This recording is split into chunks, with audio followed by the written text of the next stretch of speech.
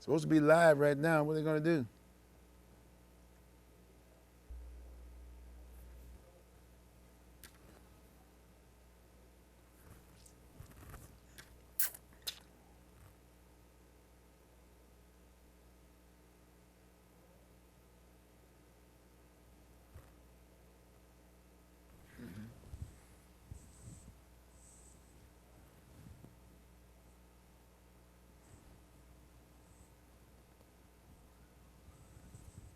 How you doing, kiddo? Good. Everything's How about what about the camera? What's it? Is it? camera's good? It's working? Uh-huh. It's going that way. Why is it going that way? I don't know, but oh well, because I was shooting this. Oh, Oh, I I see. got you. I see. Just set the scene. Yeah, Okay, we still okay, have to okay. do that, but So we okay then? You can just put. oh, we were gonna. You got everything. We ready. Almost. Let's turn that one around. Wait, you can't. Oh yeah, I guess you can. Move it now? Yeah, no, that's fine actually. I just need to. Okay. You guys doing good?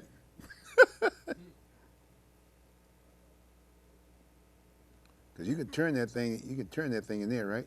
Oh, cool.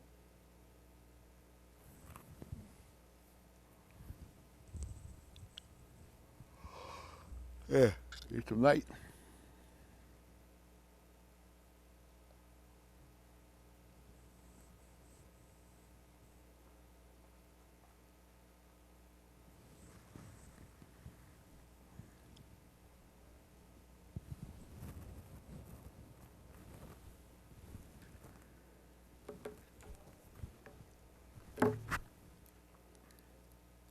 $704.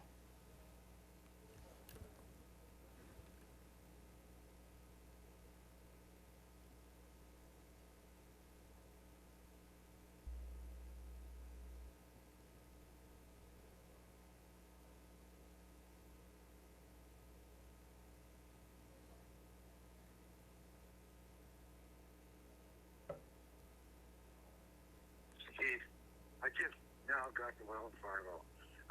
Hey, I'll call you. Um, I don't know. So, Cause she's getting it pretty good. When do we start? and touch base with I'm going to pick you up Emily's here. soon after that. Okay. Yeah, what you said? They're getting this together right now. Why don't you sit down? Have a seat. Where is he at? But they getting it together. They putting it together. And when do we start? Call him because he lives. Okay. See, they're not producers. They're just new So, students. did you try and call him because he lives only a few blocks from here? I talked to him just 2-3 hours ago. And what did he say? He said he'd do it. Well, then maybe he's still gonna be here. You got him. Starts at 7, right? 7 to 8. Yeah, yeah. And it's just trying to put it together. See, they're doing a pretty good job. Isn't it 7 o'clock now? Yes, it's 7 o'clock right Oh, now. yeah, Then you're on 7:03. the air right now. We're on there. That's it. There you go. Good. We got it. Good. Thank you. Come on in, Rich. Come on in. He'll get it. Oh no, there's problems out here.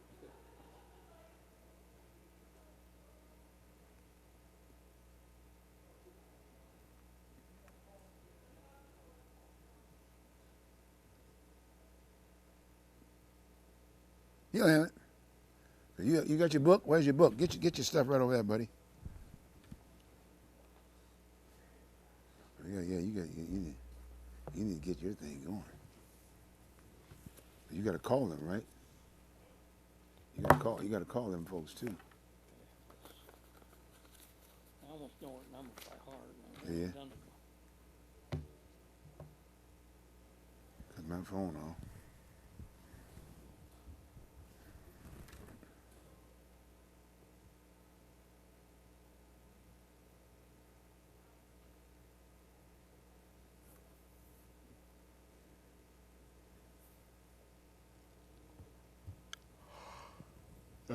Wait, you're calling.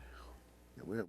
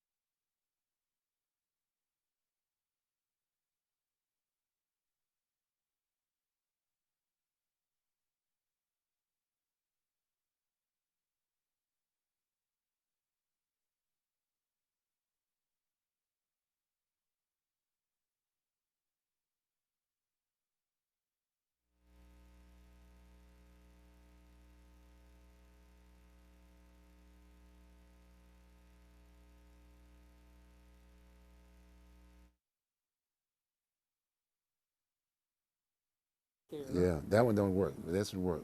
Okay. You're live. Okay, go on. Keep talking. Okay. Open it up. Greetings. This is Independent Producers Organization live showcase. It's the day after the big election, so who knows? It's kind of funny. This subject that we have tonight is not political. That's the one good thing about it. Not political, Rich. You gotta be No, kidding me. not overpopulation. All right. And our guest is calling in from Minnesota. I have her book she just wrote. Her book that she just wrote. And Maybe. I hope she's not calling you. Are you? it's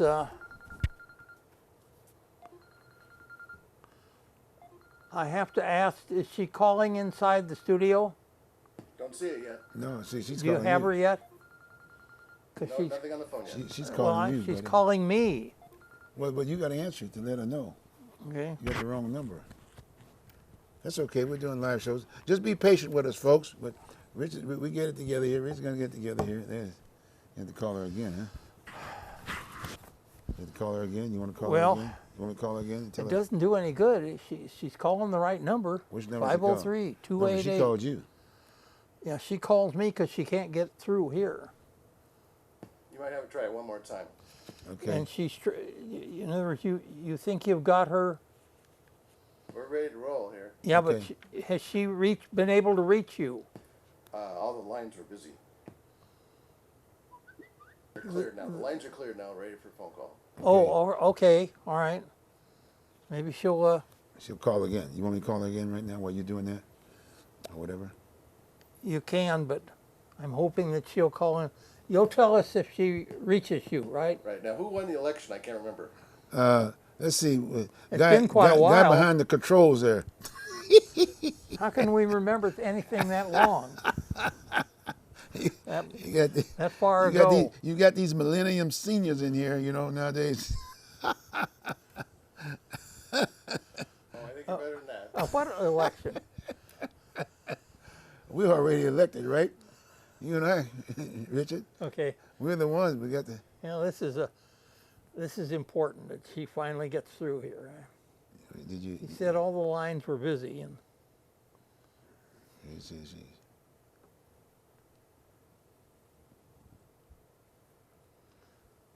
Okay, I'm gonna give her a call. You gave her the phone number? oh, she knows the phone number. She's calling. She's calling. Okay. yeah.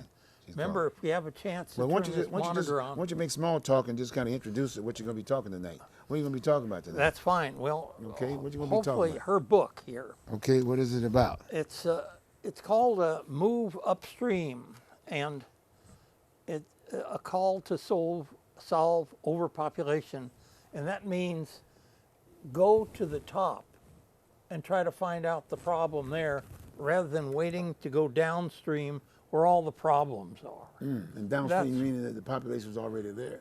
You're not The really talking to it. overpopulation is already Down at the downstream. bottom. Okay, downstream. That's right.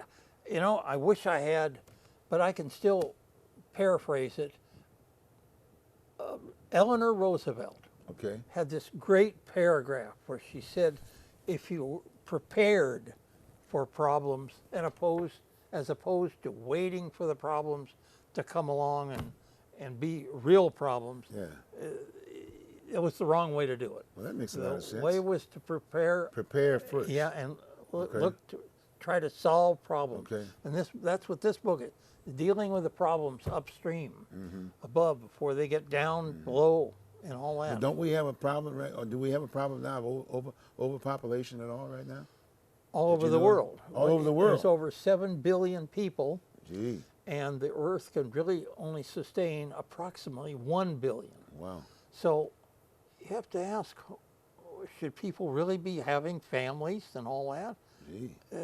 I don't see how they but how do you can. tell one family now that they can't have a family, and then you got families over here, you got several, you got an We're talking about the overpopulated family. future. No, We're talking about the future. fu- you have to deal with the okay. future. Okay, And- okay. And this is because now we have the ways to solve these problems with birth control, all kinds of birth control. Hmm. Okay, you know. okay. So your guest is that's basically her expertise. To Right. talk- that's her expertise Oh yeah, to yeah. talk about the whole issue of overpopulation, right? That's right. That's right. What's her name? What's her name and what book did she write? Karen Schrag. Karen Drag. Okay. Let's see. Am I saying that right? And Sure, she's it's right from- here on the list. Okay. Karen Schrag. That's Okay. right. And she's calling you from where? Minnesota, was it? Yeah. Minnesota. Calling That's right, Tonight, that's right? right. She's That's gonna be right, on. and She's getting ready to hoping come so. on right now, right? I hope so. Okay, good. Okay, well let's just keep talking about it. They're getting it Still together. waiting for the call. Okay. Oh, really? And you, Oh, she's still working on that. I Still could working on the call her and tell her to recall if we need to do that. Might want to do that. Yeah, I'll do All that right. while you do that. Why don't you just keep telling them about what the Okay, show is all okay, about, all right. and I'll do this for you, and get this going. Folks, be patient with us. This is community television, as you know, but I think Richard's got an interesting subject to discuss, and we're going to get this person on the line calling all the way from Minnesota, Minnesota, all the way right? from Minnesota. And right, it's nice to have these people come in and be here, but if they can't, call in, Yeah. and we'll deal with it here, Okay. right now. Okay, all right, we're doing okay. There's Boulder, Colorado. That's where I have another. She's still speaker. calling you. She's still calling you. Tell her to call. Oh, Karen. Give him the phone number. Give me the phone number you have again. Well, as you can see, we're trying to get this person from Minnesota, but due to the recent No, election I of mean the president 503 of these United 288 States, we're still 4448, having right. problems with the phones. People are still thinking that we're still voting, That should I get guess. through. I just don't know And what I just thought could I'd be the throw that problem. really on the side, but we're still kind of He's like in there working with getting, trying to answer getting the phone right accustomed, now. if you will, the fact that we don't have it's an worked election before. going at this point in time. You've only got one So, phone there that you Richard can use. is trying to cell phone. right?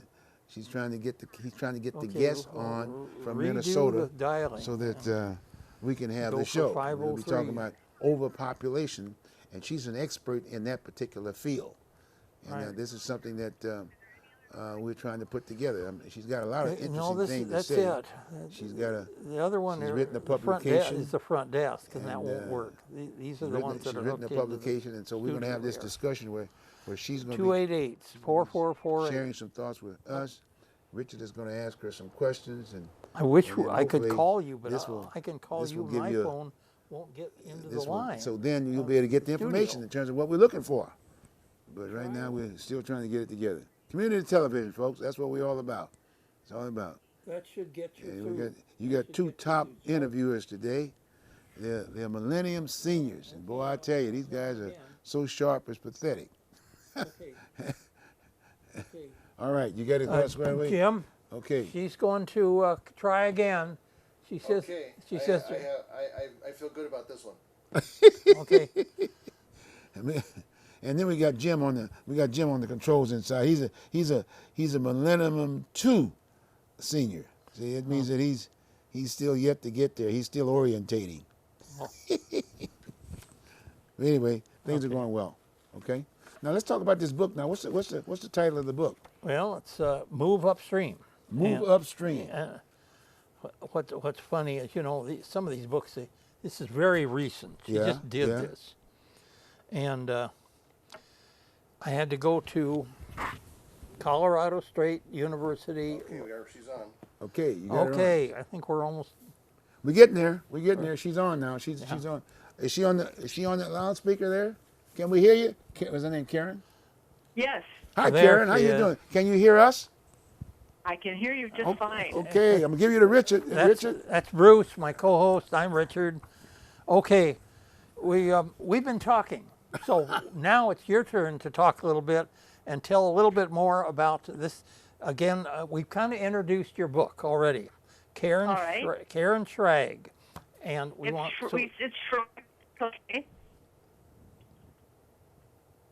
Give us a little background about Karen a bit. Huh? Yeah, go ahead. Go on, Karen. Share with us your background a little bit, and then kind of give us a sort of a feeling as how you got into this particular issue. Okay. All right. So that's just great. The book is called Overpopulation, and the way this issue.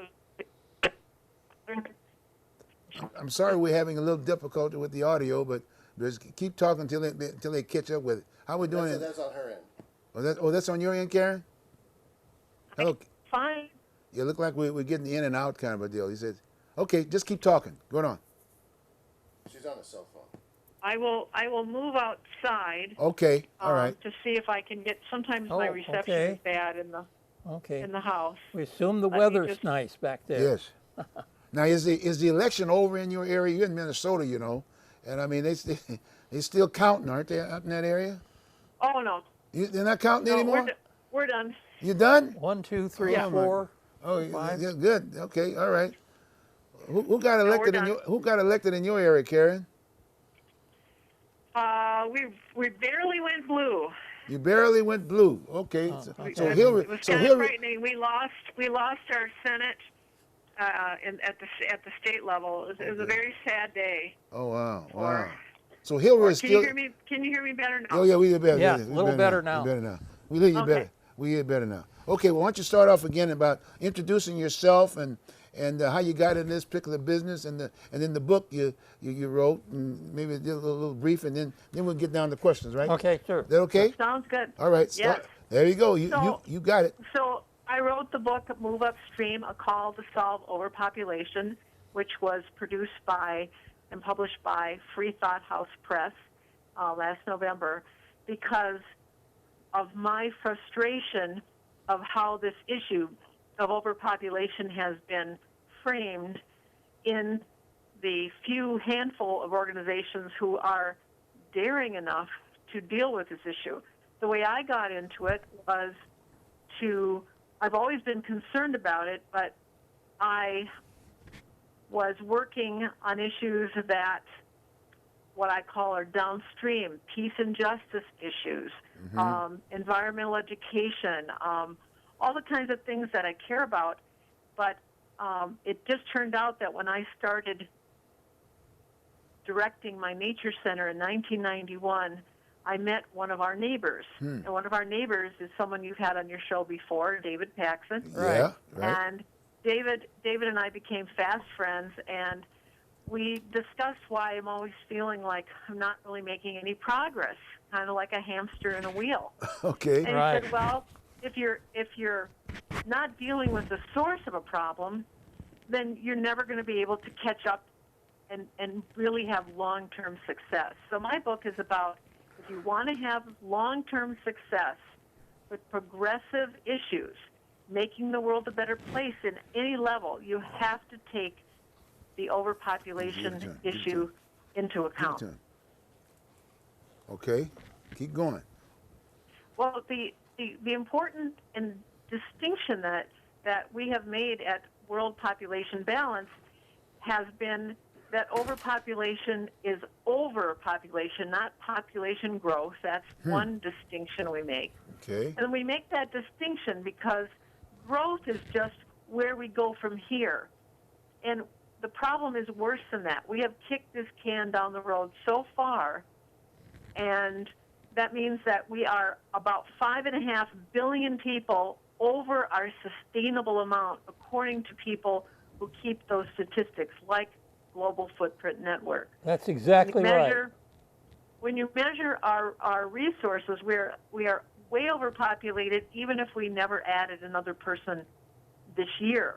Wow. And so focusing on growth is something we stopped doing. The other thing we stopped doing was giving a message that it's all over. And the desperation that people project onto this issue makes it very uncomfortable for people to talk about, so they deny it, they move downstream, and they decide, oh, I'm going to build bird feeders and be done with this. And so to move them back upstream, you have to tell them it is solvable. And it has to be solvable, in my view, or why are we bothering to recycle? Why are we bothering to compost? Why are we bothering to do all the things that we're told will indeed make a difference in the world? They will not when you're adding almost 10,000 people an hour Wow. to planet Earth. That's right. Wow.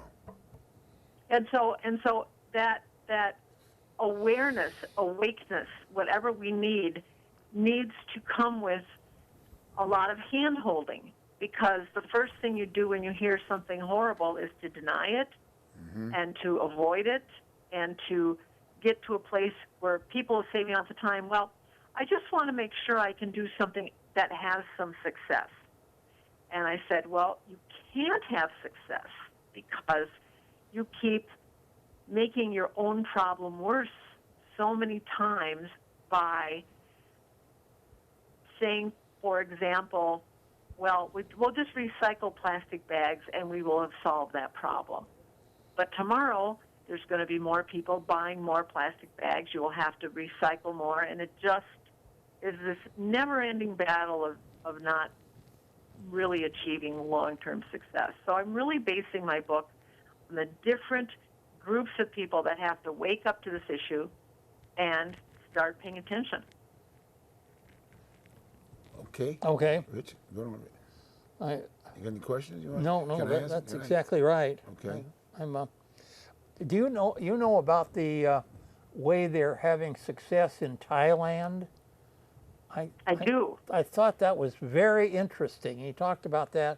Could you repeat it and tell us your perspective Sure. on that? Well, there was, in the 1970s, there was incredible poverty in Thailand, and an entrepreneur restaurant owner who looked around and wanted to make a difference.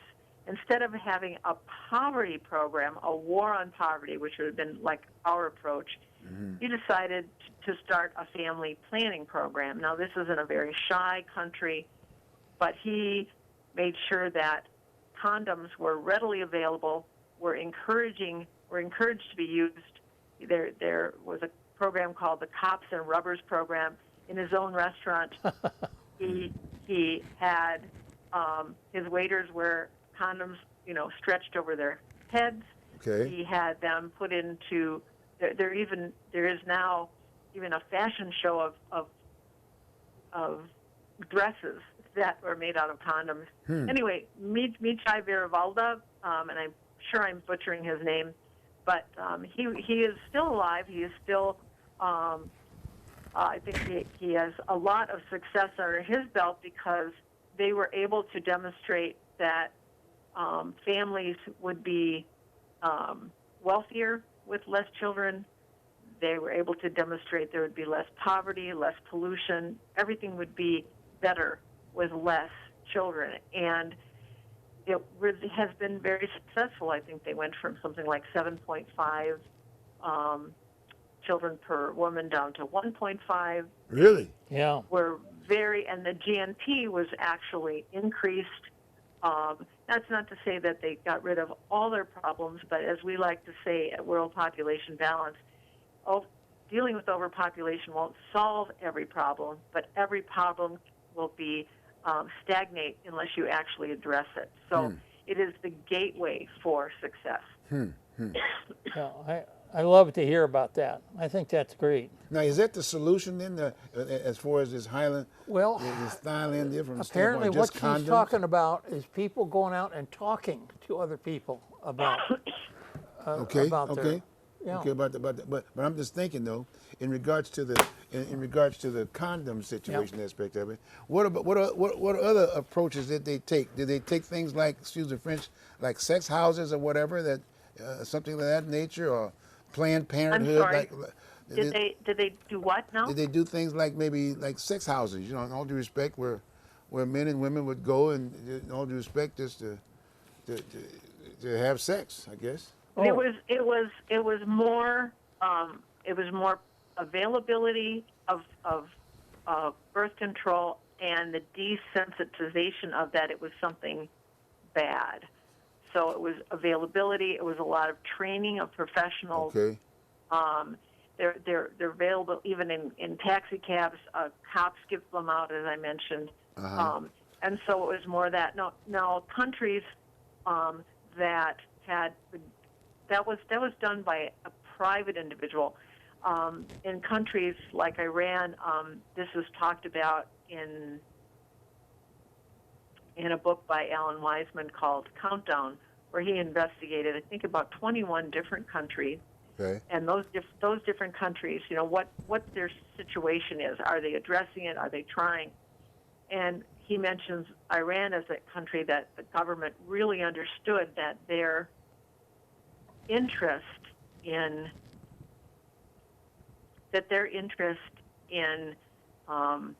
increasing their population in order to fight the war with Iraq was going to come back to bite them, because it all these millions of mouths to feed and Right. mostly desert and so on. So they immediately started saying, you need to have less children, and it says so in the Quran.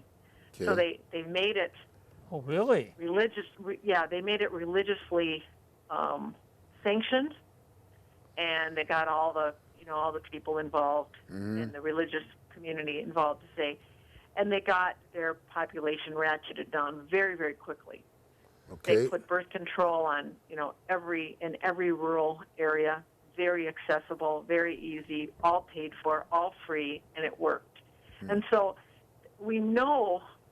The other thing that might be unique to me is I'm not worried about the solutions.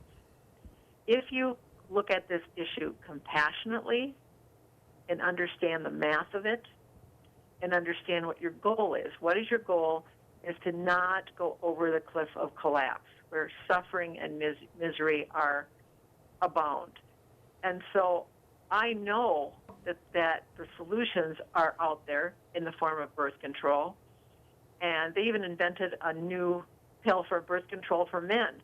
And it's just being developed now. And it said it might make men moody, and the women have been saying, so we've had to be moody all of our lives. And anyway, I'm completely convinced that the solutions are there. The problem is understanding why we need these solutions and why we need them so quickly. I think that's more of a case. It's like if someone's smoking and they're complaining of their cough, and you say, I got this bad cough, you could offer them cough syrup, and that would temporarily help them with their cough. But they've got to stop smoking if they want to get rid of the cough. Okay. And we've got to stop reproducing in such incredible numbers so that we can get a handle on our population. The one-child policy was never intended to be a forever thing. 30, 40 years until the Chinese population could get down to a level where it could be managed. And we looked at it as such an arcane and draconian type of policy. But isn't it also horrible and draconian when people are born into a world that cannot support them? That's right. And that's what we have to focus on.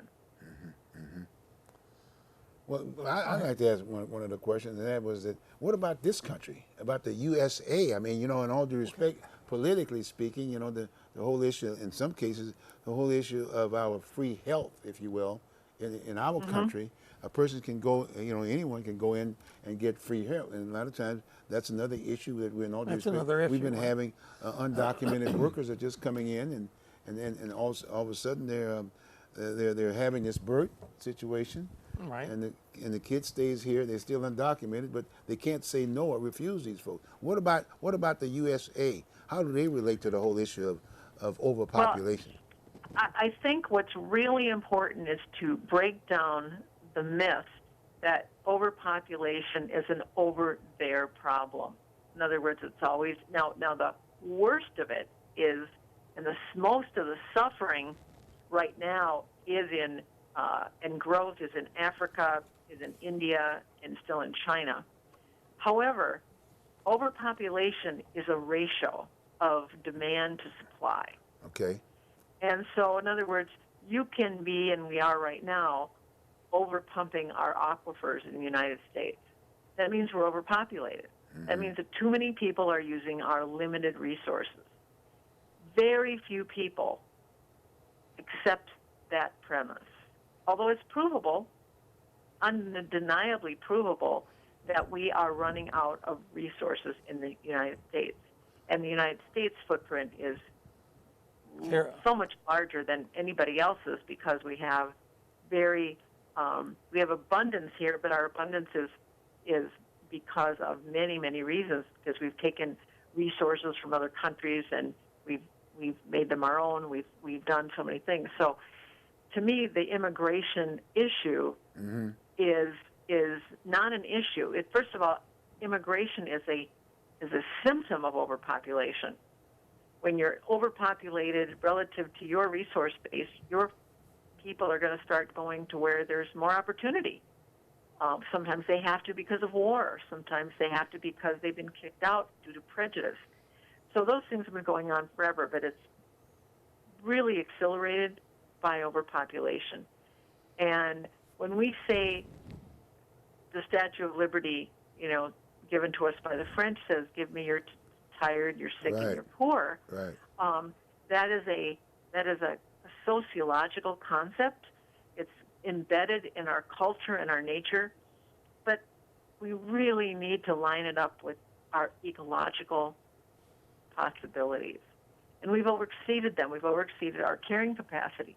So again, people will say, "Oh, you're just being, racist or things." No, no, no. It doesn't matter the color of your skin. Right. We all need water. We all need clothing. We need jobs. We're very needy as a species. We're at the top, not at the bottom of the food chain. We're not plants. We can't just sit there and photosynthesize. We must get our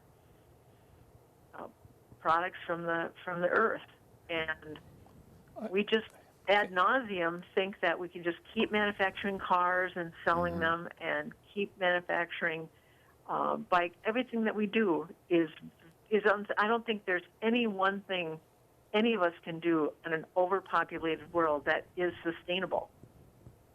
From a tea bag that comes from a foreign country to a Karen, plastic. Yes. I have an example. The Chinese people use 2 barrels of oil a year, and we use 24 barrels of oil a year. Per person? That's a perfect example of how much Correct. more we're Now, I was in China in June. I don't know if you knew that, but I was invited to speak about overpopulation at CIAS University to a women's conference. Okay. And the experience I had in China was that these people have a very low footprint per capita. They don't own cars, don't own bikes, walk everywhere, or take the train. They wear uniforms, live in very small houses, and guess what? Doesn't matter. It doesn't matter that each one of them has individual footprint that's small, because there are so many of them. I was out in the countryside. I was in the city and Beijing. I was in Shanghai, and what I saw was incredible air pollution, no animals, no wildlife. Wow. Wow. Very, very, they took me to see their lake, and they blindfolded me and said, "Look."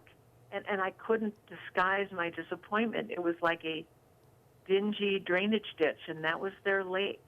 Oh. And so these are people who, per capita, aren't doing very much. They don't even own cars, let alone microwaves and all the things that we take for granted, let alone refrigeration.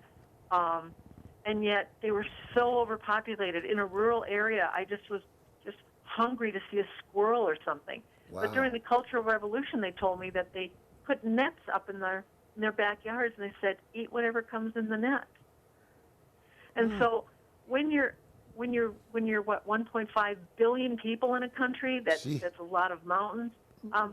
You can't say, "Oh, each individual now, you should stop doing something," because it doesn't matter. The force of that many people is amazing.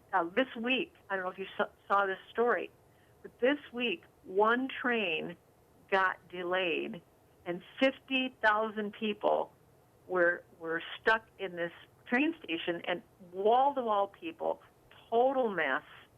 And that's what you get when you have an overwhelming number of people in an area. You just can't solve it by pointing individual and their particular habits. Yeah. So it's a huge problem. It takes on a life of its own. And that's what we will become in our country because we have relative less population. I mean, 320 million versus 1.5 billion. We Yeah. seem like paradise, right? Right. But we're not paradise, and we won't be paradise, and we will not be able to live as well collectively because each of us will have to compete for resources just like every other person in every other limited place on Earth. So to me, it's a concept that is incredibly neat. You know, It is a concept that is incredibly needed to sink in. And I think to me it comes down to carrying capacity. And carrying capacity is a concept of limitations and that we cannot solve these things with technology. In fact, technology often makes it worse. What if we were suddenly able to get all of our energy through solar and wind and hydro or well, that seems like that would just be fantastic, but it would keep fueling our endless appetite for production, that's right. selling, and waste. It's not the answer. It's not a panacea. It makes things worse. When we think we're doing right, we're often doing wrong on this issue. If you feed my starving children, you will get more starving children. It seems so cruel to say, but I'm a naturalist, and I know that starvation and disease are factors in keeping population under control. If we remove those, then we've got to stop having so many children. Because many of the reasons people had so many children and still do in places like India is that there was such high infant mortality. So you just kept having kids and with hopes somebody would live to take care of the family and carry on the family business. It's incredible. And they're in a race against time against China for having too many Actually, people. they're going to surpass China very quickly to be the most populated country on Earth, and that's not something you want to put in your resume if you're a country. That's right. That's right. So they're in the $1 billion club too, right? Both Yeah. of them, yeah. Yeah. Wonder why And- there's so many problems in China to do with divorce. They said that was coming up to be a problem, and Pardon me? I don't know about those issues. I consider them downstream issues, and okay. that's Gotcha. what we start doing. For example, one thing I do know about is that because not of the Deng Xiaoping, and I think it was 1979, he implemented the one-child policy to save the country from itself, and because there's a dowry system, because women are more expensive to raise because Right. you have to give them a dowry, that there was a lot of favored, and there was female infanticide. It was horribly implemented because men, in my view, were in charge of it. It was not implemented in a way that was at all respectful of women. And you have now, as a result, a lot more single men than you do women. That is a result of not the one-child policy as much as it is the dowry system and the higher value placed on boy children. So I didn't meet anybody when I was in China.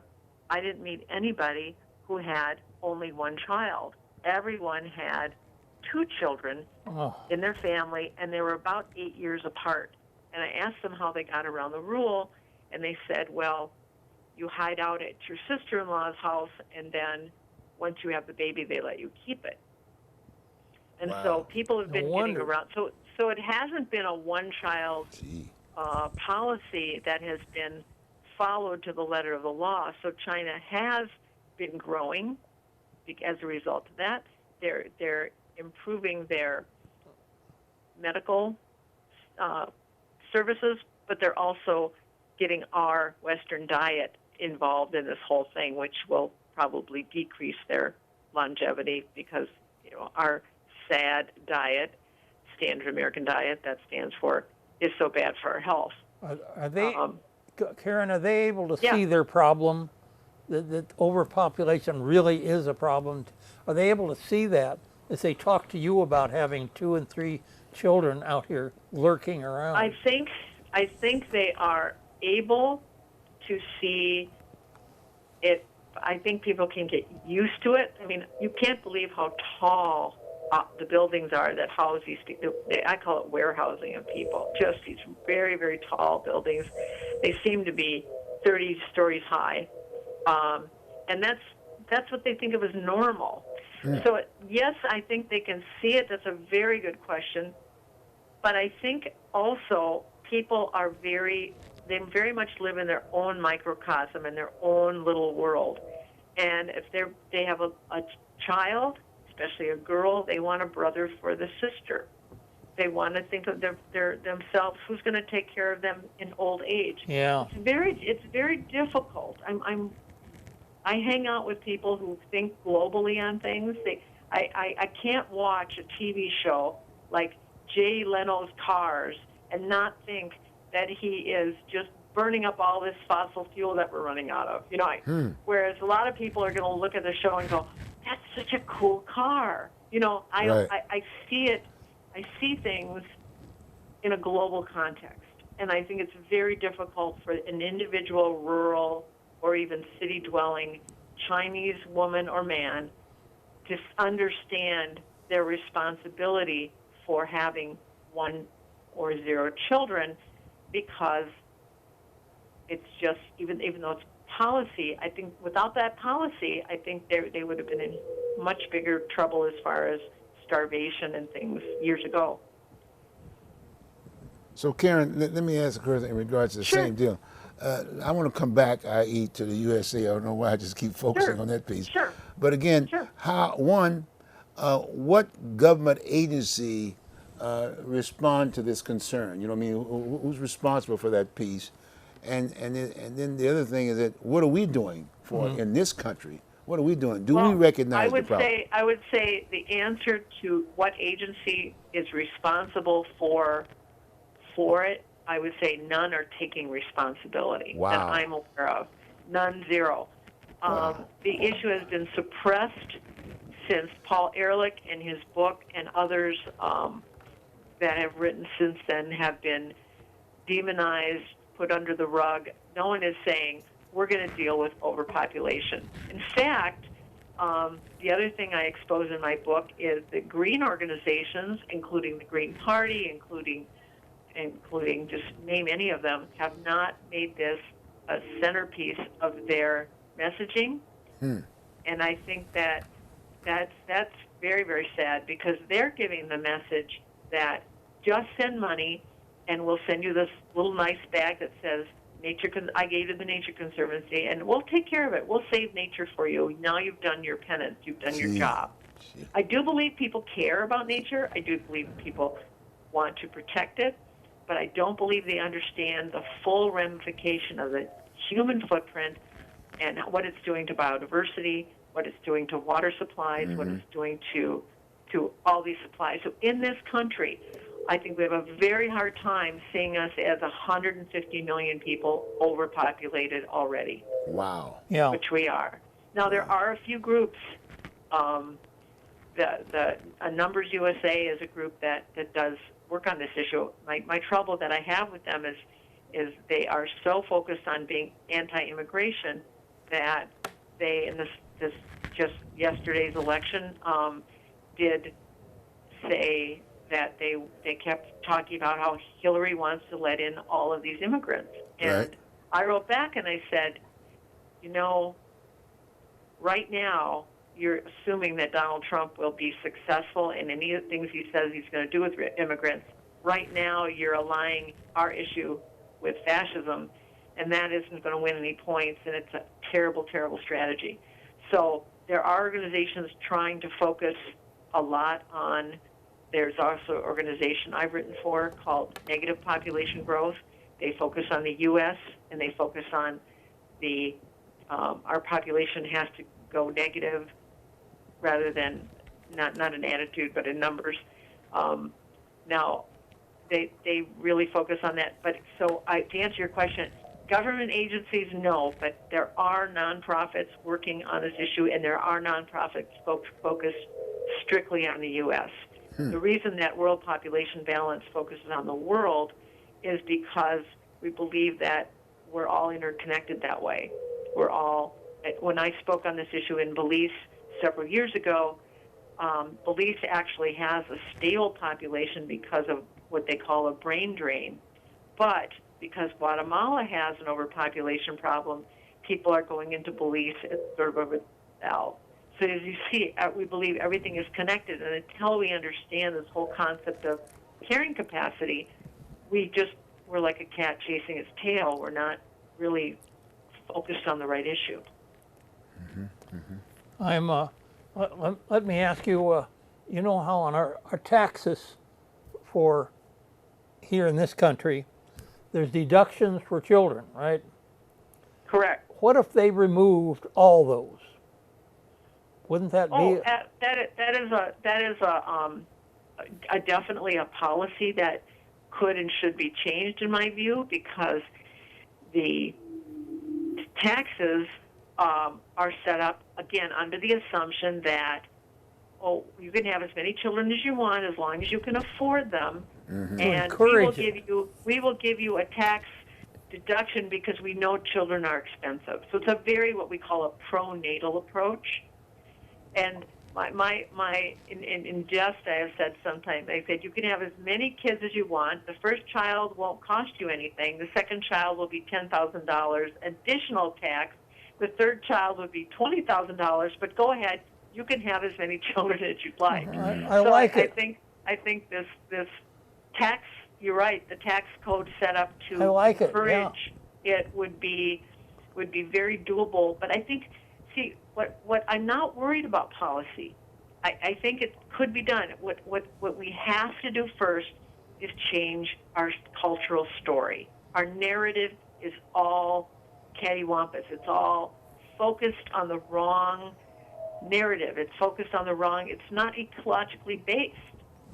I mean, all the religious ideas of how many children to have or how you can't stop birth control, whatever it is, are just fundamentally they're basically they're suicidal. I mean, we commit suicide as a species when we don't recognize our limits and the capacity of this earth to hold us. Jeez. And it's right there, right in front of us. We just think about it, we'll realize. It's what I call in my book a scotoma. Scotoma is a blind spot. It's a sociological, psychological scotoma because we focus on the individual baby that's so cute, our own family situation, and we cannot imagine that we're overpopulated. We must just need to slice the pie a little thinner. Bindi Irwin, the activist and young person, she wrote an essay to the State Department several years back, and she said that overpopulation is our biggest environmental problem. It's a lot like when you have 15 people that you're expecting at a party, so you get 15 party favors, you get 15 prizes and 15 cupcakes, and 75 people show up. See. And then what our response is, let's just cut the cupcakes a little bit in little slices, and then people start fighting over the cupcakes.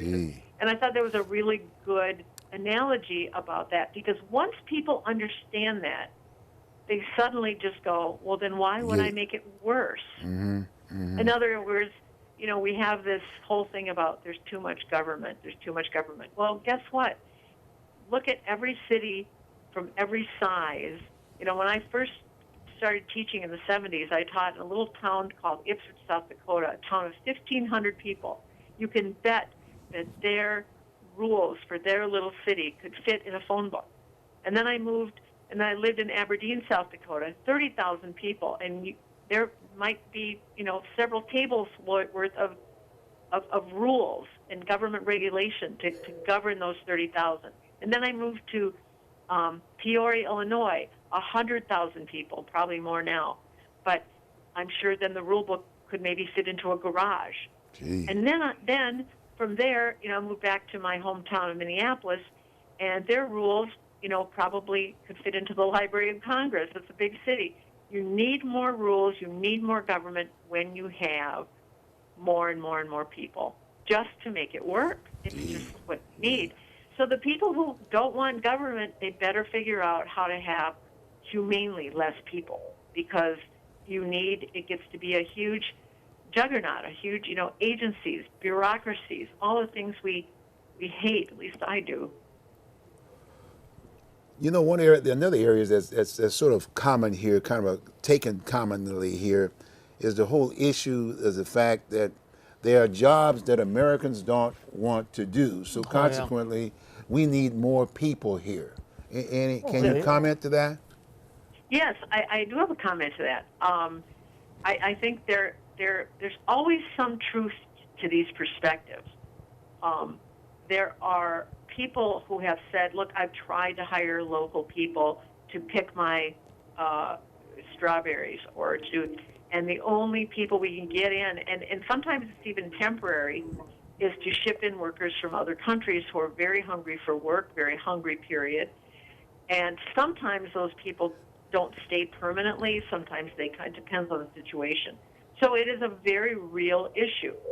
But when we could do it well, we could offer good housing, and we could offer good pay, and we could make sure that these people went home and were able to take their money with them and make their lives better in their original countries, whether it's Ecuador or Mexico or whatever.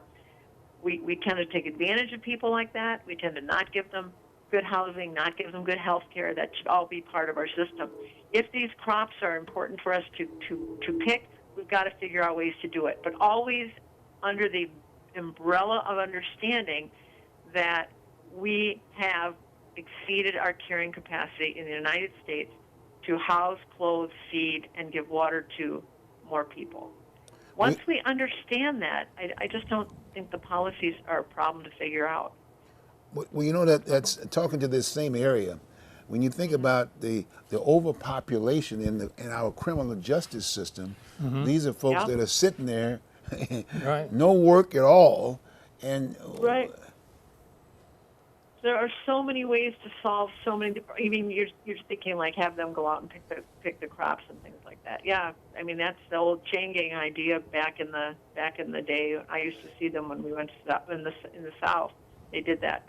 But one of the things that you just brought up that made me think, and it's so very important to understand, that once a story is grasped, the rules follow. I'm going to give you an example of my nature center.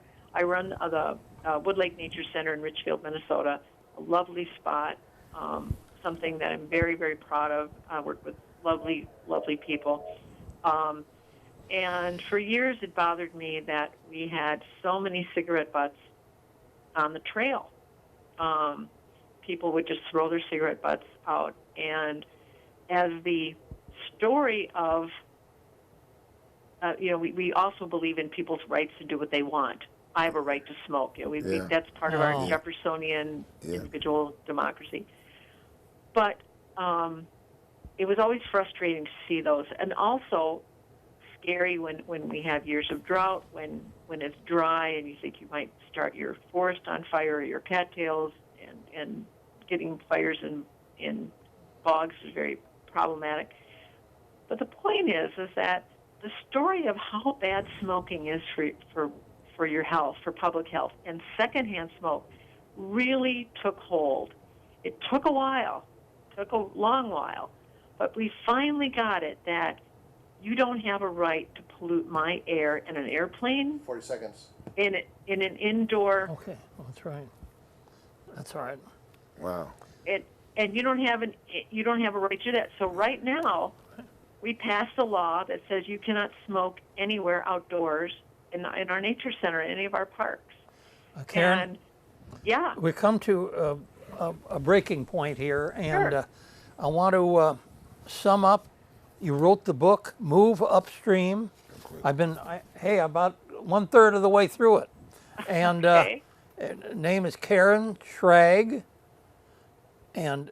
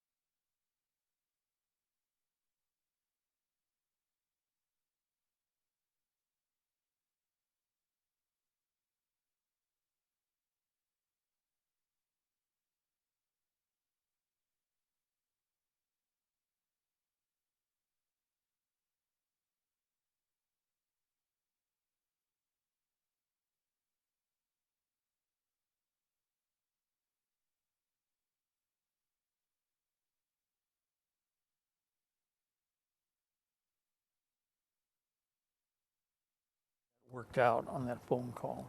Okay, welcome again to Independent Producers Association. Well, here we are. Okay? I tell you, and I guess the subject matter is what we're going to talk about tonight is that is the results of the elections.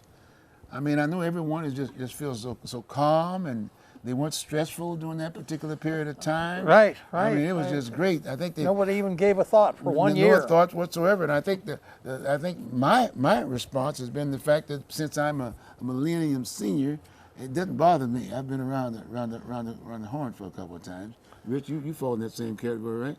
Okay, all right. And we just happen to have a millennium here with us today, and that's Landon. We were in different wars. Okay, different wars? He's Vietnam. Oh, That's he got right. a new hat. Yes, right. Well, I was in Vietnam. And Vietnam, I was in Korean War. That's right.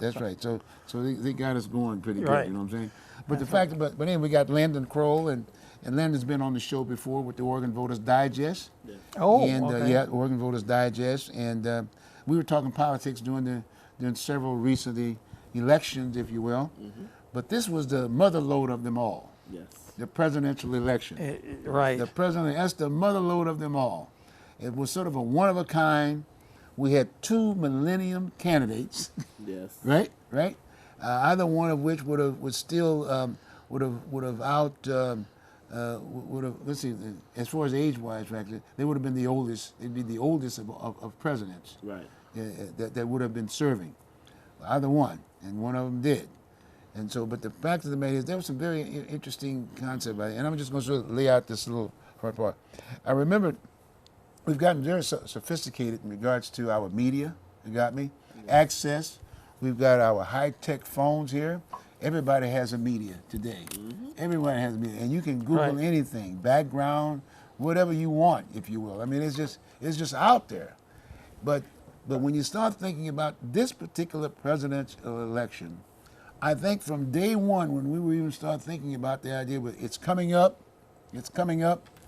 we had made several definitions that were sitting on the table. One, for the last 2 administrations, the Obama administration, even in the Bush administration, the majority of the people were still, because they were so busy elsewhere trying to make a living, if you will, but the majority of the people were basically told, and basically, the way they basically identified politics was if we don't like politicians, we don't like Congress, and we don't like the media. I mean, it's worse, it's bad, and nothing's happening. And so now we're getting into this 3rd administration, looking at another 8 years or whatever, but the fact of the matter is, still, the public got into this particular race, in this particular presidential race, under the same premise. They didn't like Congress, and they didn't like the media. Okay. And then when you start asking the question, well, why didn't they not like Congress, and why didn't they not like the media? It's because they're not addressing the issues. And then, we were having some more specific issues, thinking about like the other day, the whole issue of illegal immigration or undocumented workers, but whatever you say. But the idea is that was a major issue. Economics, jobs, that was a major issue. Then there was the other issue of race. We had already spent, in this last administration, with the Obama administration, we did spend the time talking the issue of race because he happened to have been an African American. And so we discussed that, knowing that we needed to discuss it because it was an issue before that, and people were still trying to figure out how do we assimilate our society. And that was kind of like slowly being done, but it was always a talking about the piece.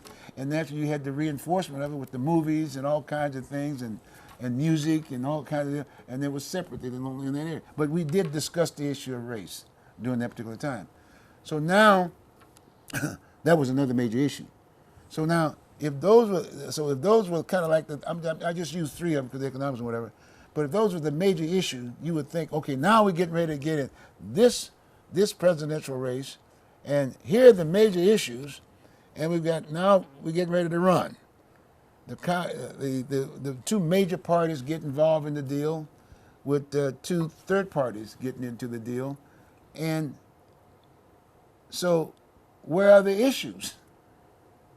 And so you've got folks who are running for the issues, but they're not talking to those three issues. The majority of both parties, for that matter, or in fact, even the third parties to a certain degree, but there was one entity. Then we came up with another definition: insiders and outsiders. Insiders were considered the congressmen folks and whatever, and insiders from the media standpoint, not the local media stuff, were basically, i.e., New York, the major media aspect of it. Those are insiders. Now here comes the outsider. On the Republican side, the only outsider there was a guy by the name of Trump. He really was an outsider. Well, Bernie Sanders was also an outsider. Yeah, Bernie Sanders was an outsider on the Democrat side. You got me? Right. And so they had the primaries. But when they had the primaries, which is kind of interesting, when they had the primaries, I'm just sharing this with you. We will just have a discussion. But when they had the primary, the whole idea of the primary, you had to get the delegates. I mean, what do you call it? The votes, the 270. What's it? Electoral votes. The electoral yeah. votes. In the primary, in all due respect, the two major parties were able to buy them. It wasn't about voting on them. You can just buy them, meaning that the parties had them, and then you'd basically go out and lobby the various parties, and depending upon who's in these respective parties, that's where you'd get your votes. And so the insider folks battled for those, but again, it wasn't about issues. It was about just getting those electoral votes. Okay. And then the two outsider people, both Bernie and Bernie Sanders and Donald Trump, were talking about the issues. And they were relating to the masses of the people, but the masses of the people weren't given the opportunity to get into the show yet. So I'm just kind of giving you my feel of it. And then all of a sudden that happens, and really the two outsiders really won the deal. But in the Democratic Party side, there was a group. In all due respect, we had an issue there because the women were wanting to basically be a part of the process too, and Hillary got involved in the process, and so consequently she basically beat out, and everybody was saying that this is not the right candidate. It should be i.e. another woman, whether it be Elizabeth Warren or somebody like that. But the bottom line is that she beat them out. She was able to buy up electoral votes in the primary. And then all of a sudden, Bernie Sanders, as far as I was concerned, was really communicating to the masses. Because the second tier is now you go to electoral vote, but you can't just buy them. You got to get the majority vote in each state, respectively. Oh, yeah. You see what I'm saying? And Bernie was there. But the bottom line is that it kicked him out, if you will, on that end of it. And then there left Hillary, i.e. because women were thinking, well, they made that an issue. It's the women's side. You had the black with Obama, and now we need the woman to be basically involved in the process, the next president. They didn't want it to go to the House of Representatives. No, That was no, another they didn't want it. No. Like I said, in that primary, they had to control those folks. So then after that, then naturally, when you think about Donald Trump, I mean, he was talking about the issues. He just threw them on the table right at the beginning, right up front. The others were debating in Congress, right? You got me? And so now all of a sudden, he beats them all. The guy even never ran for dog catcher. In all due respect, right? But he was a builder. He was a developer. But he talked to the issues. He said, these are the issues of the concern of the masses, meaning that being a builder, he basically said, well, the way I'm going to build this building, I'm going to make damn sure I know where the plot is. I'm going to get my material. I'm going to cost it all out. And then at the end of the day, I'm going to have a building. That's the way he was thinking. He operated in that arena, not in that first part of the arena. So now we get a situation where, guess what? The outsider beats the insider. The outsider beat the insider because the majority of the women and this, that, and the other and folks were in the majority area and not in that political arena. And that's what I see where Hillary was. So I've just sort of I've given my own overview, if you will. Now I'd like to go around the table a little bit. What do you think about? Well, what do you think about? I was going to ask you about policies. Can policies solve issues? I'm not even sure how I'm asking the question here, but but again, like I said, when you get into the general election, people don't know anything about policies. You got to give them some meat. You got to say, okay, fine. I want to talk about illegal immigration, and Or they're taking my guns or jobs, something. and that kind. I ain't eating like I'm supposed to, or if not that, I don't have no job, and all these businesses are taking the jobs and going outside of the country, and Well, I'm that's sitting there, true. and there's Mexico just getting all the stuff, and I mean, just that's meat and potatoes.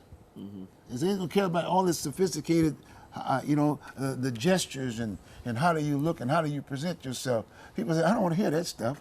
I want give me some meat and potatoes. Now that's my reaction. Anything? What about that, Landon? Does that fall within the? Hey, He said policy. How would you react? I want to tell you about a cartoon that A I cartoon? saw. Yeah. Okay. And I kept it because the artist was so good. Okay. Yeah, he had this fellow nursing a beer, and he had a real good listener next to him. He says, I never thought I'd say this, but I miss George W. Bush. Oh. Now, this was about 3 or 4 years ago. Okay. So he was right. He probably really missed someone else like that could go right to the top. Well, Not their problem. and thinking about that, today we're so sophisticated technology. I still remember when Gore and Clinton, through President Clinton and Gore, them threw the piece out about information highway, and everybody got on board, but they never thought about the masses. They never thought Okay. about the masses. They sold the product and took the money, but they never thought about the impact that it was going to have on the masses. And especially the youth. They've got their own situation. Like I said, we've come up with a new word called millennium, Yeah, And I said, what is that? that's I right. looked in the That's a new dictionary trying to word. figure out what is that. It's just young folks, that are high tech, and everybody, and they're informational highways individually. Right. There's no only the millennium seniors are the ones that at least were prepped to it, prepared, if you will, to get into this arena, and all they did was ignore it. Okay. They totally ignored it. Is that fair? You got me? So, but getting back to this whole issue of what you think happened. I'm going to ask you. I'm going to ask you, Landon. Did you like it? What's the your election, perception or with that flow that way I it went? shared with you? What do you think happened? What happened in the presidency? Yeah. Well, basically, what I see happen is that Hillary Clinton ran a very good race. Donald Trump ran a very good race. The downside of those two races is that I feel that Donald Trump was a very divisive candidate. But he's an outsider. It's not the point. The point is that he's a divisive man. What's your definition of divisive? divisive? He divides the country. How? He's about the biggest bigot on the planet. Wait. No, because of the way that he addressed the population, Okay. he didn't bring us together. Okay. He has to bring us together. That's the job of the presidency, to bring people together, Okay. to deal with Okay. the issues, Okay, and all to right. deal with I wanna hear policies. that. But that's not what he did. He didn't discuss any policies. He just said, I'm going to build a wall. Let's deport all the Mexicans. Let's get rid of all the terrorists and all the Muslims. That's not bringing us together. He has to bring us together. I hope and pray every night that we will have a leader that brings us together. Our country needs a leader that brings us together. We're not going to have Barack Obama speeches anymore, where when we have somebody get shot, or we have some natural disaster, or you have some family out in school out in Little Rock or someplace in New Hampshire where some guy goes in and guns down 20 kids. Barack Obama isn't going to give us those happy speeches anymore that make us feel good and enlighten us and bring us all together. He'd go there all right. We're going to have a president that says, hey, we need to do something about gun control. Okay, to Shimon, I hear where you're coming from. I'm hearing you. But tell me, do you feel the issues were on the table? No, the issues were never on the table. Well, They were both too divisive. You never got a chance to hear what anybody was going to do. but it takes two people, not one people. It takes one person to bring the divisiveness up. Well, and then the other person has to react to it. Well, Fair? granted. Who brought granted, the devices granted, up? But they were both divisive people. But why not? But why not the issues? The issues that I laid out to you from the standpoint, we do agree that the undocumented workers or illegals is an issue, Yeah. right? But how Oh, are yeah. you, what are you going to deal with? wait a minute, How are you wait. going to deal with it? No. You just can't say, I'm going to take a bus, pick up all the Mexicans, throw them on the bus, and get them out of here. That's not how democracy works. Okay, so how should we have handled that issue? Okay, that's a good I'm going to ask question. you a question. I'm going to ask you that question. How should we handle the issue? How should we have handled the fact that because the 90% of the people were really into what are we doing with this undocumented work? It's an issue. Right. Okay, how should we handle that position from your perspective? Let's just The we all in first discussion. thing that we need to do Talk to me. is we need to get driver's license for these people. Driver's license for these people. And hear me out. Okay, Here's the point. okay. We had on the ballot 2 years ago for the state of Oregon, should illegals or people with green cards be on the ballot? I mean, have driver's license. Right. We voted it down. Here's the reason why we should have them have driver's license. Because now we're able to track where these people are. What we have in the state of Oregon and all over the United States are illegal people driving around without driver's license. Okay. You need a green card. You need a birth certificate in order to get a driver's license. Mm-hmm. You also need a proof of address to get a driver's license. If those people don't have driver's license, then there's less of a chance of this being a problem. But if they do and they have a green card, we can track where they are a lot easier. Okay. Okay. Now, okay, I hear that part. Also, these same people will actually be paying taxes into the system. One in 4 children in Portland Public Schools is Hispanic, but yet then the population count is 9%. So that means we have 25% of 50,000 kids. 25% of those children, 12,500, are Hispanic. But yet then they only say the demographic population is only 9%. We're missing the count. So how many of those people are undocumented or have undocumented families? Mm-hmm. Those same people get resources that you and I all pay into. Right. If we Okay. get them driver's license, we can track them. Then they have to start paying into the system. How do we track them? Get driver's license. Everybody's driving. But then at the same time, now I hear what you're saying. Okay, we give them driver's license to go to the job, Right. and they're working on a job that another person that a documented person is not working now. Yeah. How do you deal with that? We have to start somewhere. Well, my point is, but we did have something in the system called E-Verify. Yeah, You know what I'm saying? Yeah. So now we're talking about the employers not doing their job, exactly. right? Okay. Oh, yeah. You see what I'm saying? So we're not enforcing that piece. Right, So but you it's got, a circular system. One system checks on another system. yeah, but I'm still saying you got a person here that's out of work, a legitimate person that's out of work, and he can't provide for his family and can't even pay any taxes if he doesn't get a job. That's right. So you've got this entity over here that's taking the job, and they're not paying classified. any taxes. And but they're classified as illegal, but they still got the job. Yeah, but they're not paying taxes. I understand that. But what about this person over here that would be paying taxes, and they are Exactly. and they are But legal? if we get this person over here that has taken the job, that will obviously work for less money, if we get them documented, get them a driver's license, that should be a mandatory thing, that anybody that works for you has to show proof of identification. And it is. But they ain't working. But they ain't working. The E-Verify is not working. Well, I understand that, but we have to start somewhere. No, but I'm starting somewhere. Can they vote? Yep. And They get a driver's license. I don't. They're I don't know working. that. But I guess my point is, you notice what we're doing? We're discussing the issue. Yeah, I know, but that didn't happen But- during the no, presidential but election. who's responsible for making sure that the issues are being the discussed? individual candidate? No. The media. The people who are Oh, asking okay. the question. Our media is a disaster. Well, I know that, but I'm just saying, that's why I made the point. Our media is a disaster. Okay. They hold nobody accountable. Okay, so who should we Except for hold? you. So who should we hold responsible? That's what I'm saying. Hey, my thing is about the issues. You see, my thing is that when they went, like you said, when they were going in this battle, this, that, and the other, bringing the social stuff and the personal stuff routine. If I was there doing the interviewing, hey, no, that's not what I'm going to be discussing. Let's get back to the issue. I want to talk about undocumented workers. What are your thoughts? Yeah. I'm not going to give you anything to tell me about some sex deal or some groping thing or whatever. No, Landon, what about the issues? Exactly. That's the piece. That never happened. But that's why it was so divisive. And you know why that happened? Think about it. You know, like you said, the media. The media. Media did. And why does the media exist?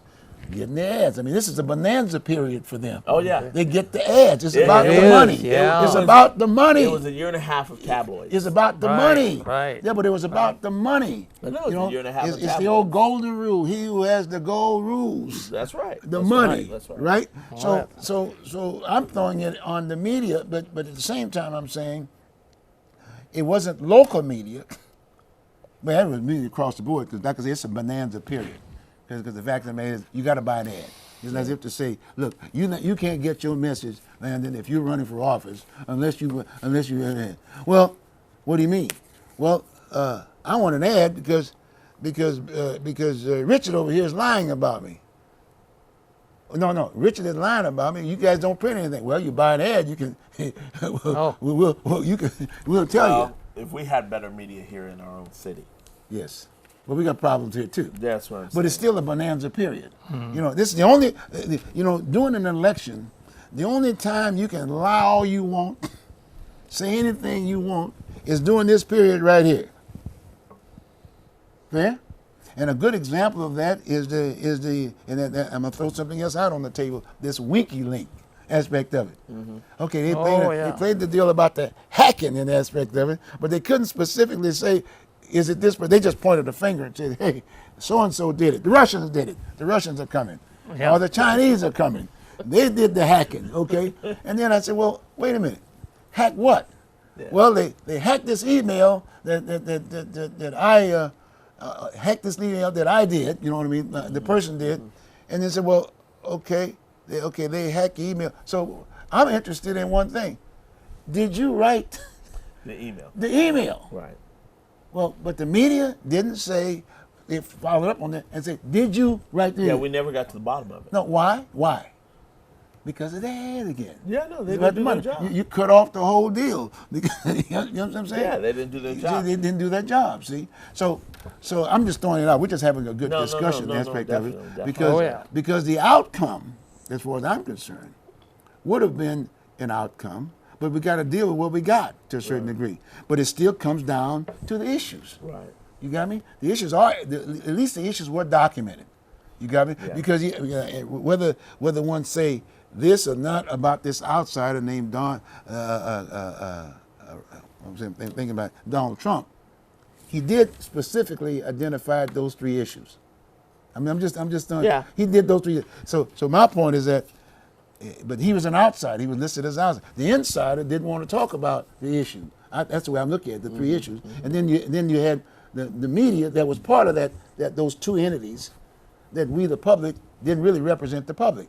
You got me? If one of those entities, whether it be the Congress, the politician, didn't want to oppose the so-called media because they're getting that publicity and they're getting the money to run, right? You got my point? So now we got the issues in a rough form, but like you said, the area is divided. The area is divided. The majority of the people is not part of the division. They're part of the division, but the media controls that piece because they were embarrassed to a certain degree. The only way we got to bring this thing back to the table, the media is the only one that's doing it. If they would recognize the issues again, we'd kind of asking those questions. Okay, well, what day, Mr. Trump? Okay, you made a statement about dealing with the undocumented worker. You said building a wall. What's the purpose of building the wall? How long is it going to take? And then have that debate. Well, you don't need a wall. Well, how are we going to do? Well, tell you what we need to do. We need to go back to E-Verify. We go back to E-Verify and make sure that we check the records of the employers.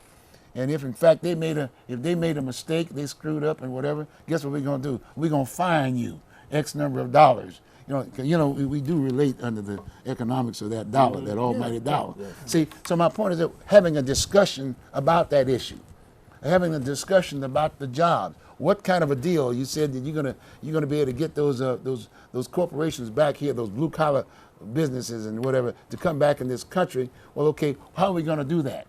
what kind of deal are you going to make with employer A? What are you going to do? Well, okay, you're going to make, okay, we're going to give it this. That's how we're going to do it. We're going to do this, that, and the other. Okay, how many of these companies have we already talked to? And how many people are they going to be able to employ? That kind of a deal. That kind. The other thing is that let's talk about the people, this business of quote, jobs that Americans don't want to do. What does that mean? Is the employment division carrying those jobs that the folks don't want to do? I think Well, no, they're their not. president made up that phrase, or he applied it to use one time. Yeah. Their president Right, said that. right. See, but you understand what I'm saying? See, because even when I was running, I went down to the unemployment division, okay, and say, hey, by the way, can you give me a list of all those jobs that Americans don't want to do? Because I got some folks that have been incarcerated for many, many moons. They coming out here i.e. being released time, if you will, and they got other people in line that didn't commit a crime. You know what I'm saying? Well, maybe we might be able to give them those jobs. He said, well, we don't have no such thing, Mr. Broussard. Well, what do you mean? Well, you're an agency. That's what you're supposed to have. All the jobs listed. Yeah. Blah, blah, blah. How did that happen? Well, you know, I don't know what to do about that. So I'm just, but that, again, a discussion, right? You see what I'm saying? We got to talk about jobs for people. We got the criminal justice system, blah, blah, blah. But now we're talking. Right, Again, right. talking about the issues. Right. You see? And so I think the solution, as we go here right now, and like I said, it's like anything else. If Obama had won, no, Hillary, I'm sorry, if Hillary had won the election, then the other side would be coming up with their problems. Yeah. See what I'm saying? And then there would be another fist fight, so to speak, big time. Got me? And people were thinking about, well, gee whiz, people are going to just start picking up their guns because we've armed everybody in these United States now. You got me? We have. We've armed everybody in the United States. That's not a good thing. It really is. It's not a good thing. So why were people being armed? Well, where did it start? Why did we arm everybody? I mean, we had a situation where we said, well, okay, maybe felons, maybe if you get to be 70 or 80 years old, you should, you know, anything like that, but have a discussion. I think anytime Obama kept saying, we got to take away everybody's guns, everybody goes out and buys guns. Yep. I couldn't that's get what over people that. did. That's what they people all did. go to the gun shows and start buying weapons. Well, you know, the perception. Here we go about race again. Yeah. Here we go about race again. Now we're talking about. You're reading my mind, huh? Yeah, here's race again. Here's this black guy who's president, and all the blacks now got all the, and that was an issue. But that shouldn't be that. But the fact of the matter is, we spent 8 years talking about it. So let's talk about it. See what I'm saying? So maybe bring the NRA to the table, see, and say, okay, fine. Maybe we need to come up with a policy and say, let's look at the entities that shouldn't have the guns or something to that effect, and let's work at that first. You got me? And then let's talk about what's your concern? Why are you having a gun? Well, I mean, I've got crime in the area. I got problems. I'm scared, and this, that, and the other. Yeah. I can't go to the store and eat, and I'll get accosted if I'm a senior. I don't know what to do. We need to address that issue.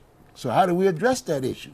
Well, do we have enough police? Well, okay, what is police? Now we're talking about the police piece. Well, now let's talk about who are the police and who do they work for? Well, they work for the citizens and the mayor is the supervisor for us to that piece. Well, but wait a minute, but the perception is that the police, we're depending upon the police to run the whole city and do the whole thing. Well, what happened to the mayor? Well, he's gotten into politics, and his thing is that, well, that's not my problem. So then we have all the taxpayers saying, wait a minute, we're paying you. Well, we're going to have an election. Fair? And I just went through that process. Yeah, I know. I went through that process, and it was talking about those issues and whatever. But then the media, you know, they take the poll and they say, okay, fine, Mr. Broussard, there's 14 there, but you finished number 14 in the poll. But then come to find out, the media, I finished at number 3. Right. And Yeah, I was media amazed and then at that. media doesn't give you anybody opportunity. If you're not 4 and better, you can't go through an interview or go through a debate or anything of that nature. And saying, what happened? So those are problems. So my point is that I'm still talking about, let's talk about solving the problems. So we, the representative, the people, because it's supposed to be a government of the people, by the people, and for the people. And that 10% has kind of kept that 90% from actually being able to be employers. We're all considered employees. Yeah. Fair? Yeah. Okay. And so we just got to, and so I think that this outsider had made reference to that fact, but like you said, in terms of this other side of the communication that the media put out on the table. Well, let's talk about his sex situation. I mean, that tape that came out, you know what I mean? And he's groping and this, that, and the other. 10 and a half years ago, first off. And, you know, I'm not going to sit up here and suggest that men don't grope. Women grope too. But the fact of me, we shouldn't be discussing about groping. We should have been talking about jobs and all this other stuff, see? okay. Because no due respect, when you think about the Trump piece, I think about the Bill Clinton situation with Arafat. Remember that situation with Arafat? Oh, you may not know that. No. When he was up in the White House there, and Monica Lewinsky, you remember that one? I do. Well, at the bottom line, there was the cigar incident. You can Google it. The cigar incident. You might have heard that a little bit on the really? deal. Yeah, the cigar. Well, he basically put it in, excuse the French, the vagina situation. Or, excuse the French, the pussy thing aspect of it, which is another sad note. Why should we do that? That's an insult to women. But the other insult was nigger, the word nigger. But my point is that we went through that whole process. But at the end of the day, I didn't see a whole bunch of publishers taking them down and taking the dictionaries down to the incinerator and burning them up. Yeah. Well, I didn't see no laws saying that if you use the word nigger, you got fined $50. You see, you said nobody wanted to. So the same thing with the I'm just saying. Here we are discussing issues don't have anything to do about those other three issues that I talked to the table. You understand what I'm saying? I agree. Does that make sense? The deal is about the presidency. Yeah. Is that I'm agreeing with you. none of these candidates actually were in the finals Right. actually discussed any issues. Right. Every single time I open up my Right. webpage to read the news, Right. it was always some garbage That's right. that was going on that the media was hyping up. That's right. We were selling tabloids. That's right. That's right. That's right. And we're not That's right. in the process of actually holding politicians accountable right.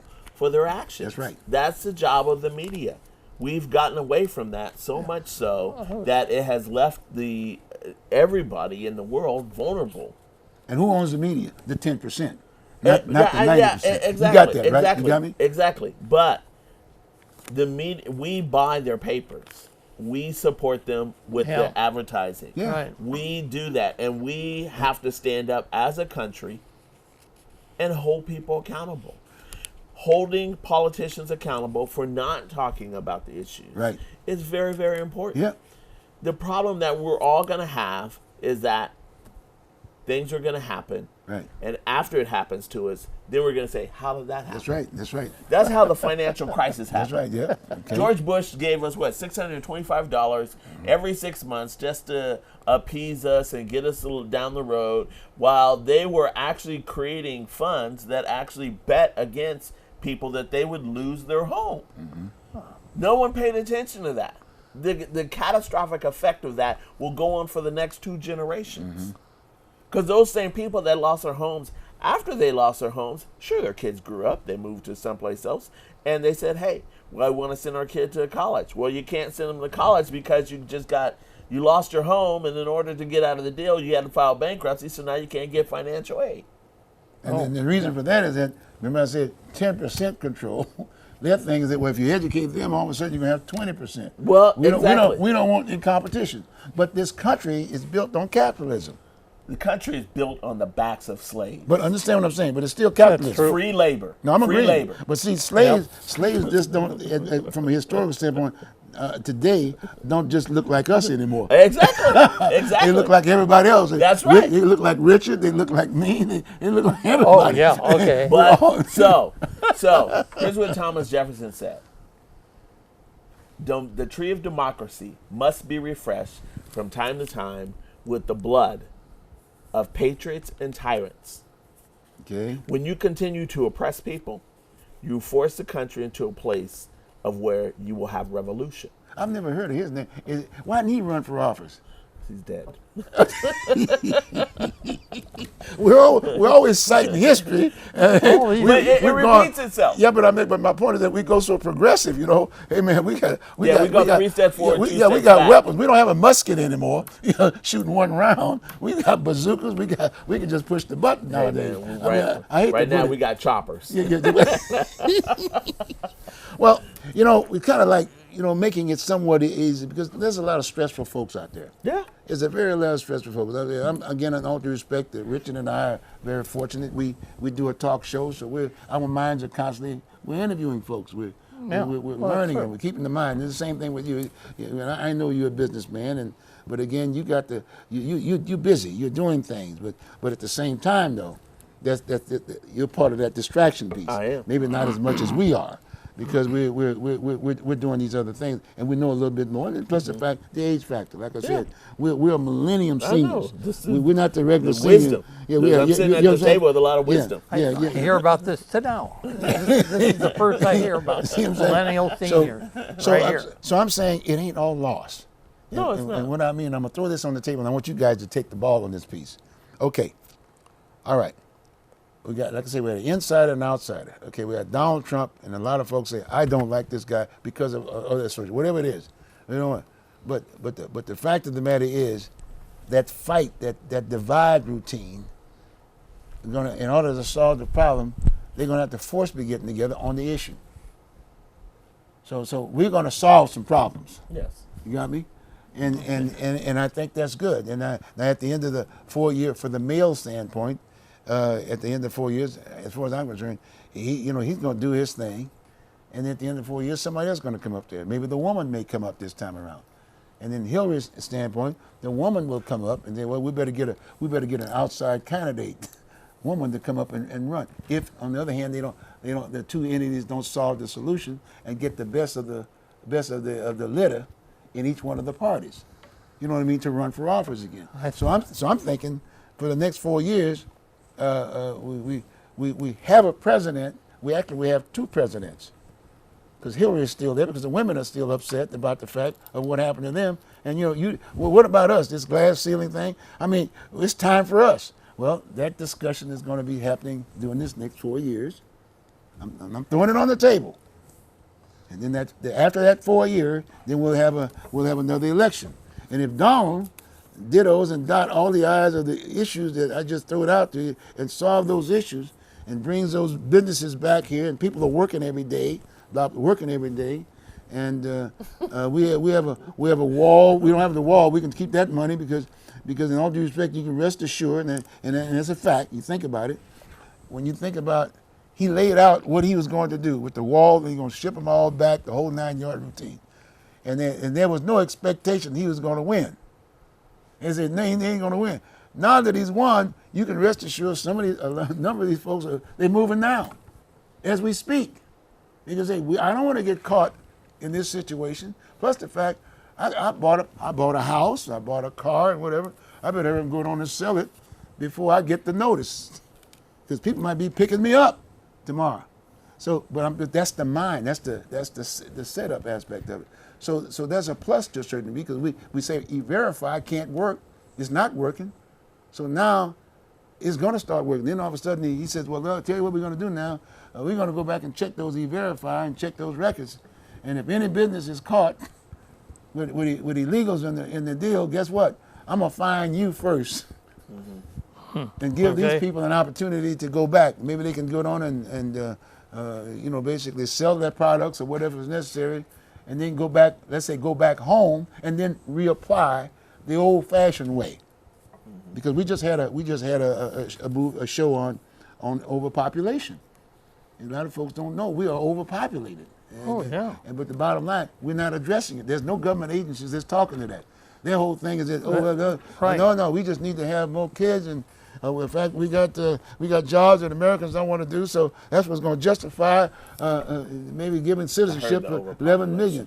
No, you see what I'm saying? But yeah, we're kind of jesting to a certain degree, but it's a serious problem. But you don't do it by basically increasing a number by displacing another person, getting them pissed off. Yeah, that's right. That's a sad deal. I'm looking at that criminal justice system. That's a heavy piece. You got me? And so there's going to be a lot of things happening, but like I said, we're just having the show to kind of say, look, just ease your pain, a little bit to a certain degree, and make sure that media, when you buy that newspaper, you can call up the newspaper. Hey, look, that's not the issue. I want you to know. I want to know about this. I'll Google it on your deal if you can. Google it or whatever. But stay focused on one thing. If you don't have a job, be focused on getting a job. Right. Oh, And go down to the unemployment division and say, I want to know, employment division, what are those jobs that the undocumented workers are doing that we don't want to do? Right. I want that job. I get emails that have lists of jobs. I mean, I've never seen that before. Just warehouse, sales, a little bit of everything. Of course, there's always sales jobs. They got them in the newspaper, whatever. But my point is that everything. get them out to the folks. Identify the people who need the job. In all due respect, the criminal justice system. That's the biggest one there. We've talked about the issue of race, about the over-incarceration of blacks. Then give them the jobs. Let them work. Let them do apprenticeship up there. Get the training beforehand. I'm Does that all make for sense? apprenticeship. Because I can remember in an issue, and I'll throw something out to you. Remember, it was the Clintons, back in the 90s that basically railroaded all these young blacks who were selling marijuana. Yep. Okay. Now, they were all in the criminal justice system. They all gotten older now. Then all of a sudden, the only thing that the Clintons basically said, well, we're sorry. Vote for me. And then you see the flocking of all the black folks voting that way, but never asking that question. Well, what are you going to do about the ones that are there? So then President Obama comes in and he starts releasing some, not just blacks, everybody. Anybody that didn't kill anybody, but was selling marijuana on the street, okay? So now he's releasing them out on the street, but they don't have no jobs. But then all of a sudden, there's another little clique there. It's called expungement. Then I read an article where, in all due respect, a white guy did the same thing. He got himself a lawyer for $1,000. He got the expungement. Now he's working every day. So my thing is that if you're going to do this, President Obama, then expunge the deal while they're still in.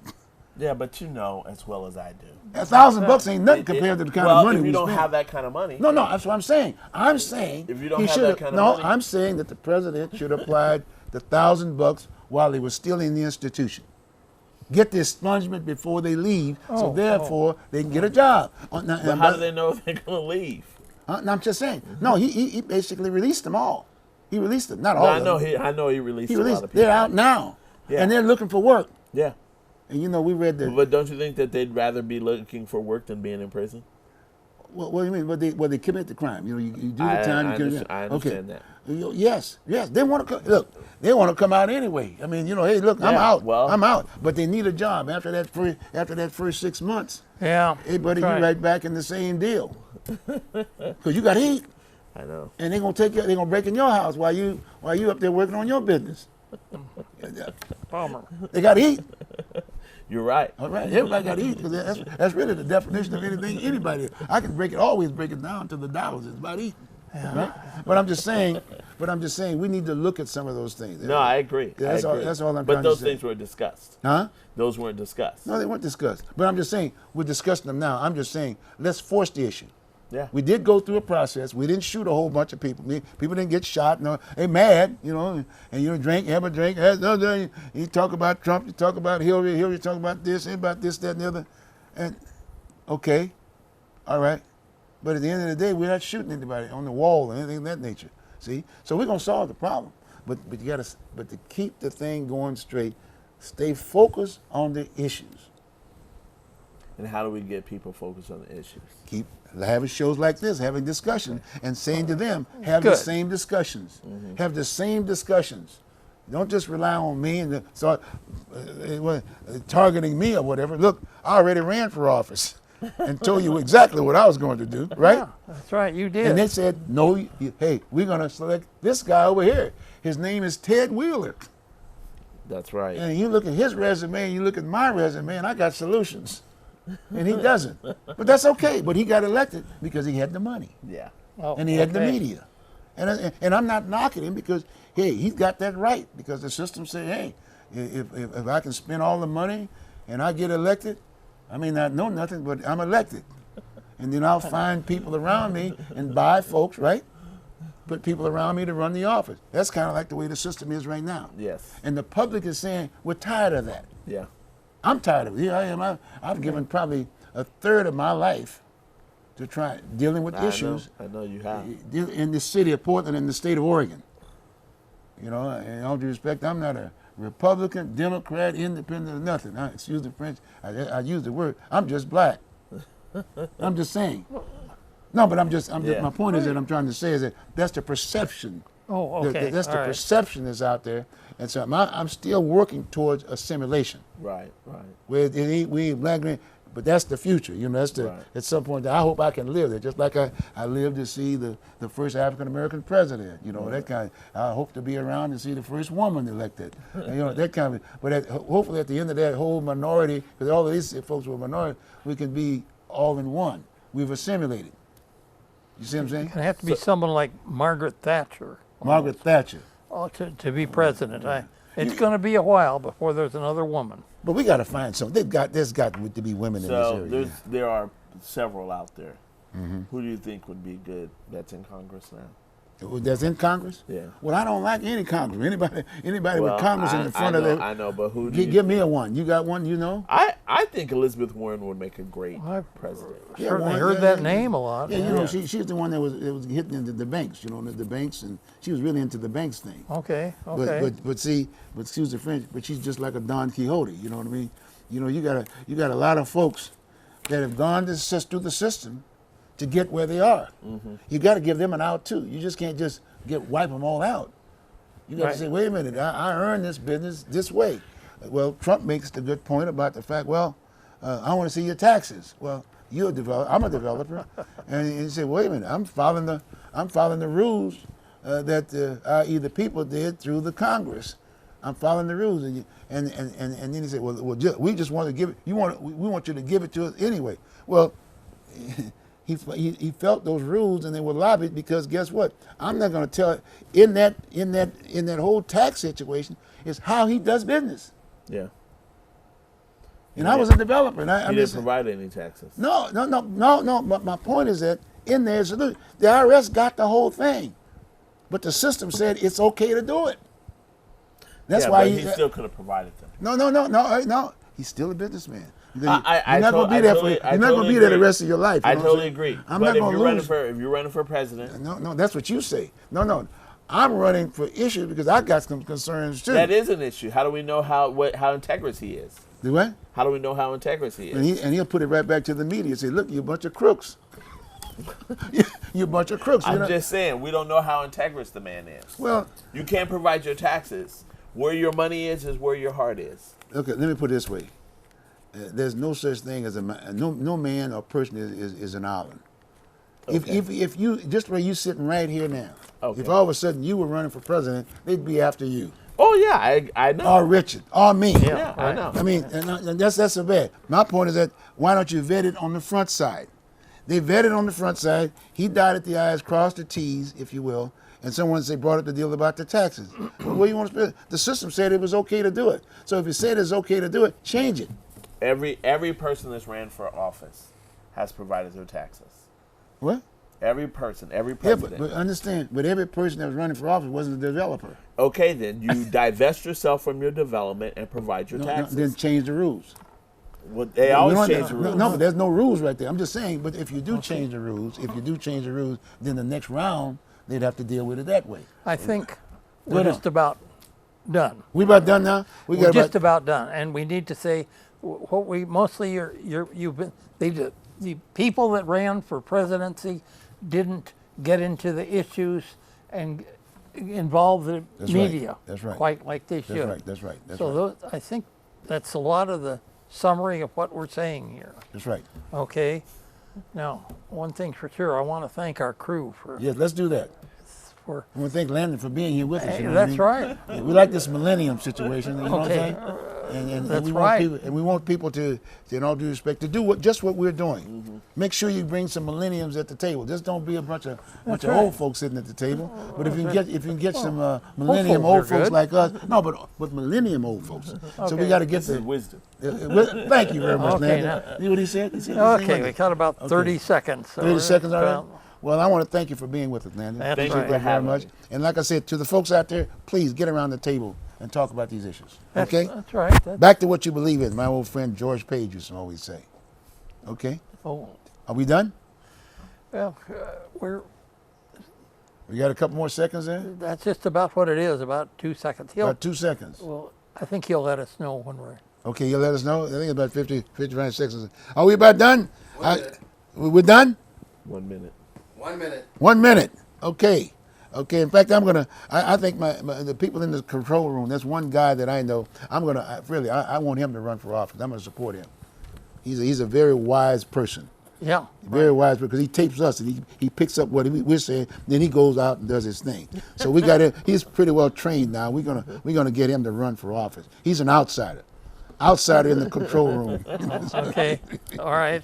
So with that, thank you very much, folks. Thank you very much. Hope you enjoyed the show. Appreciate it. See you next month, right?